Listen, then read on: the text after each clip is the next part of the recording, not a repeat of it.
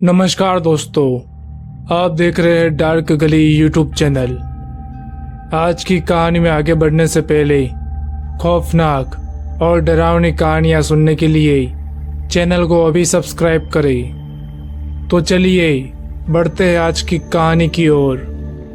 इरफान खान बताते हैं कि यह घटना तब की है जब मैं अपनी अम्मी के साथ दिल्ली से आगरा जा रहा था। ट्रेन रात के 8 बजे की थी, तो मैं मम्मी को लेकर ठीक समय पर स्टेशन पहुंच गया था। कुछ देर इंतजार करने के बाद हम लोगों को पता चला कि ट्रेन 1 घंटा लेट है, इसलिए हम लोग प्लेटफॉर्म पर ही ट्रेन का इंतजार करने लगे। फिर कुछ देर बाद हमारी ट्रेन आ गई और हम ट्रेन में चढ़ गए। हमारी सीट लोअर बर्थ थी। मम्मी और मैं आमने सामने बैठे हुए थे। मम्मी के साथ मैं इधर उधर की बातें करके अपना टाइम पास कर रहा था और इसी बीच ट्रेन भी खुल गई और कुछ देर बाद ट्रेन अपनी पूरी रफ्तार पर चल रही थी।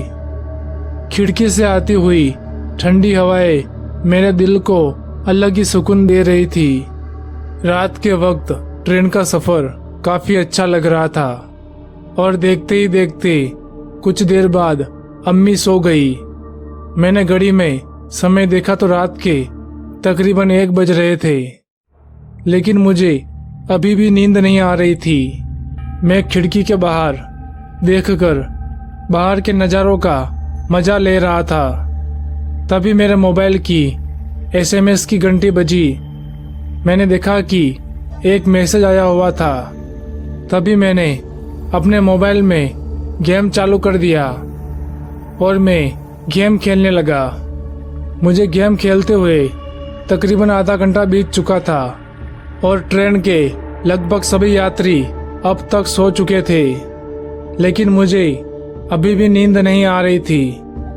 मैं अपने मोबाइल में आराम से गेम खेलने में बिजी था। कुछ देर बाद रेड सिग्नल मिलने की वजह से ट्रेन रुक गई और मैं अपनी सीट से उठकर दरवाजे के पास खड़ा हो गया।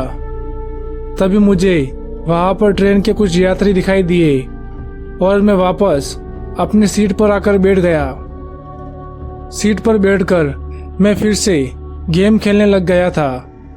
तभी गेम खेलते हुए मेरी नज़र खिड़की के बाहर गई। मैंने देखा कि एक बूढ़ा आदमी पटरियों पर बैठा हुआ था और वो अजीब सी हरकतें किए जा रहा था, जैसे वो कोई पागल हो या फिर जैसे उसे बिजली का करंट लगा हो। वो आदमी मेरी तरफ पीठ करके बैठा हुआ था, जिस वजह से मुझे उस आदमी का चेहरा नजर नहीं आ रहा था। मैं काफी देर तक उस आदमी को देखता ही रहा, लेकिन वो आदमी अभी तक वैसी ही हरकतें किए जा रहा था। उस आदमी को देखकर अचानक ही मेरी हंसी निकल गई। मेरी हंसी सुनकर उस आदमी ने मेरी तरफ अपना चेहरा घुमाया तो मेरी आंखें फटी की फटी रह गई। उस आदमी का चेहरा पूरी तरह से जला हुआ था और वो आदमी मुझे घूर घूर कर देखे जा रहा था। तभी मेरी अम्मी ने मुझसे कहा कि क्या हुआ, तो मैंने बाहर की ओर इशारा करते हुए मम्मी को बताया। मैंने अभी इशारा किया ही था, तभी अचानक वह आदमी पता नहीं कहां पर गायब हो गया। यह देखकर मेरी हालत और भी ज्यादा खराब हो गई थी। मैं पसीने में पूरी तरह से भीग गया था। मुझे अम्मी लगातार पूछे जा रही थी, लेकिन मैं कुछ भी बोलने की स्थिति में नहीं था। कुछ देर बाद मम्मी ने मुझे संभाला। तभी ट्रेन भी वहां से चल पड़ी और रात के तकरीबन 3 बजे हम आगरा जंक्शन पहुंच गए। मैं काफी घबराया हुआ था। कुछ दिन बाद सब कुछ नॉर्मल हो गया, लेकिन वो आदमी कौन था और वो अचानक कहां पर गायब हो गया, ये बात आज भी मेरे दिमाग में घूम रही है। तो दोस्तों, आज की कहानी में बस इतना ही।